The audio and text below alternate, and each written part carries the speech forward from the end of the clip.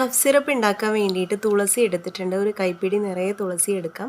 അത് chest congestion കുറയ്ക്കാൻ വേണ്ടിയിട്ടും ലങ്സിലെ എയർവേസ് ഒക്കെ ഡയലേറ്റ് ചെയ്യാനും അലർജി കുറയ്ക്കാൻ റെസ്പിറേറ്ററി ഇൽനെസ് ഒക്കെ കുറയ്ക്കാൻ ഒക്കെ സഹായിക്കുന്നുണ്ട്. പിന്നെ anti microbial anti inflammatory property ഒക്കെ ഉള്ളതുകൊണ്ട് നമുക്ക് എപ്പോഴും തന്നെ നമ്മുടെ ശ്വാസകോശം ഹെൽത്തി ആയിട്ട് ഇരുത്താൻ സഹായിക്കും. ലം ഷുഗർ ഇത് തൊണ്ടയിൽ കോൾഡ് ഉണ്ടെങ്കിലോ അല്ലെങ്കിൽ തൊണ്ടയിൽ ചൊറിച്ചിലുണ്ടെങ്കിലോ ഒക്കെ നല്ലതാണ്.